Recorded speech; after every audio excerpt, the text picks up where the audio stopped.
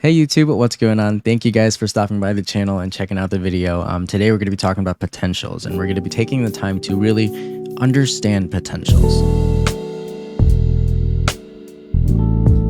So I'm going to say that the first thing that comes with understanding potentials is knowing exactly what tiers there are. There are 4 tiers: rare, epic, unique, and legendary. And these are very important to know because you really want to aim for legendary, especially in your main. As far as mules go, depending on how far you plan to take the mule, as far as bossing or just legion, you could stay at epic or unique. And I know that this might be a lot of common knowledge for a lot of people out there, but my friend who was playing MapleStory since almost when it came out, he didn't know that there were tiers past epic. When I saw him, all he had was epic and rare gear, and it was kind of sad. Again, rare is the lowest tier, while legendary is the highest tier. Distinguishing between the tiers, rare is blue, epic is purple, unique is yellow, and legendary is green. And at legendary, you do get more stats. So let's say, for instance, at rare, you get 1% luck, while at legendary, you could get 12% luck. It's that huge of a difference. So 11% difference is absolutely insane, especially in the later game when you do have a bunch of different stats coming in. Now, I do want to add in that potentials are also determined by levels. So when you have a equip that is a really low level, you're going to get a lot less stat than an equip that's maybe level 200 or level 160. That's why arcane equipment is really good, because they're level 200, meaning they get a lot better stats and better potentials compared to other equipment. They're even better than CRA, which is level 150. So, you know, the difference between levels makes a huge difference in the potentials that you get. Now, how does one tier up a item from rare to epic to unique to legendary? There are a ton of ways. We're going to go through all the cubes. First of all, if you guys are playing in a regular server, I'm not going to be talking about bonus potentials because Reboot does not have bonus potentials. How do you tier up? To go from rare to epic, you have a lot of ways.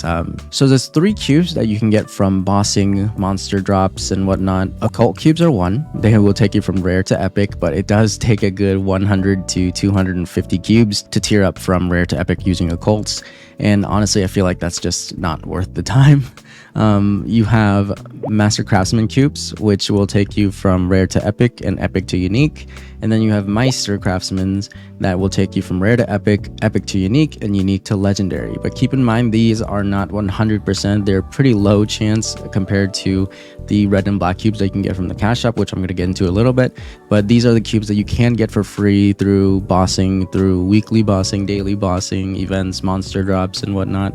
So these are free, and you know, it's nice to just kind of have them and throw them on to try to tier up over time. Now, if you really want to get into tiering up, red and black cubes come into play.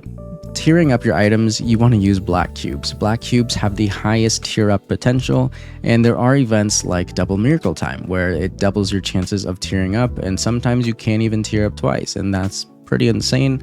It's a really good event for people starting off. If you already have all your cubes and potential set, you don't really need Double Miracle Time. You'd rather go for a cube sale. Black cubes are very nice. They tier up very quick, and they also have a higher chance of giving you 2 primary or 3 primary lines on your potentials. And we're going to talk about primary lines and regular lines a little bit later in the video again. Once you finally hit legendary, you're going to use red cubes. Why? Because you're at the max tier. You don't really need to tier up.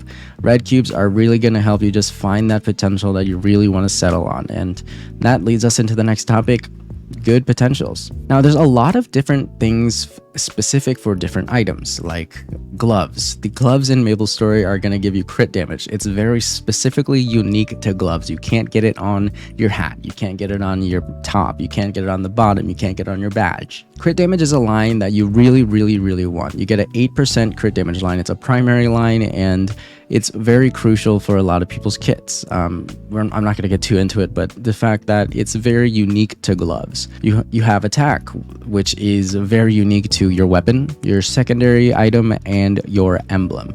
These are the only 3 that can get attack on them, and they're very unique to it, so you really want to roll for that, and boss damage as well. As far as potentials for other gear, you want to aim for at least 21% stat, because that's going to be the bare minimum for your good progression, and that means a a primary line of your main stat and a regular line of your main stat.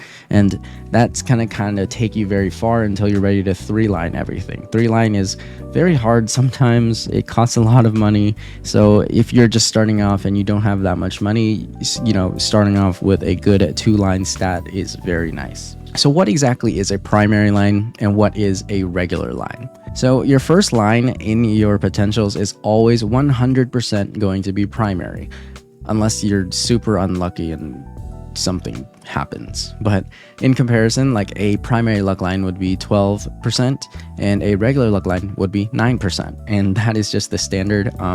You do have a chance of getting a double or triple primary lines. So you could have 2 12%, 3 12%, or something like that. And there's a lot of different primary lines, and I don't want to spend too long talking about every single primary line there is, but there's a lot that you can do.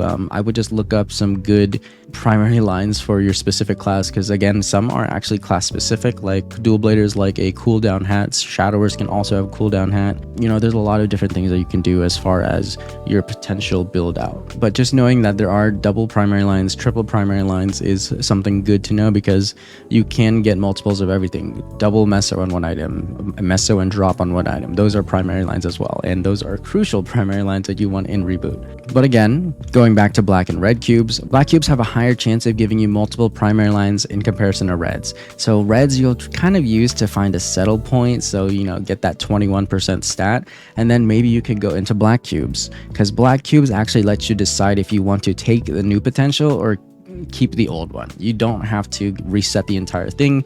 You get a choice, and that's why they're more expensive. But higher up in the game, when you have like a bunch of really good items that you don't want to get rid of, like maybe you have like a 2-line attack and 1 IED or something, and then you want to re-roll that, but you don't want to lose what you have in case you can't get something better. Black cubes are the way to go. Some side things I do want to talk about. Potential lines. Sometimes you'll end up with an item with 2 potential lines instead of 3. What you're going to need is a potential stamp. A potential stamp's going to increase your lines to 3, and just make sure that you have 3 lines of potential, because if you have 2, then you're slacking, and you should definitely have 3. Max out what your potential gains are. Use all your resources. So yeah, guys, for the most part, most of your equips you're going to want to get 21% stat at least, and if you can, go for 30 or 28% stat.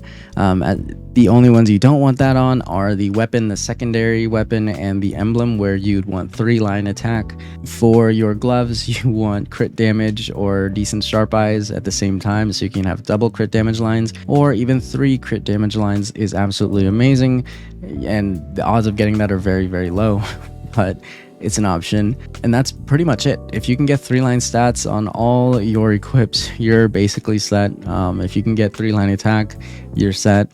Those are pretty much the main potentials you want to go for. And then for the side, you have the drop equips, you have the meso equips you can have. I also want to mention for meso and drop equips that there's a hard limit at 100% meso and 200% drop. So once you hit that point with your equips, you cannot go past it, and if you do, it won't affect anything.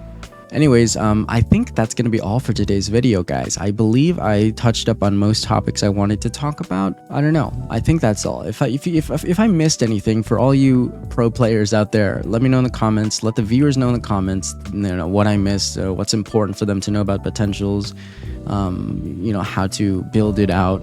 Let them know in the comments. I appreciate you guys again so much. Thank you for all your support, and I'll see you guys in the next video. Bye.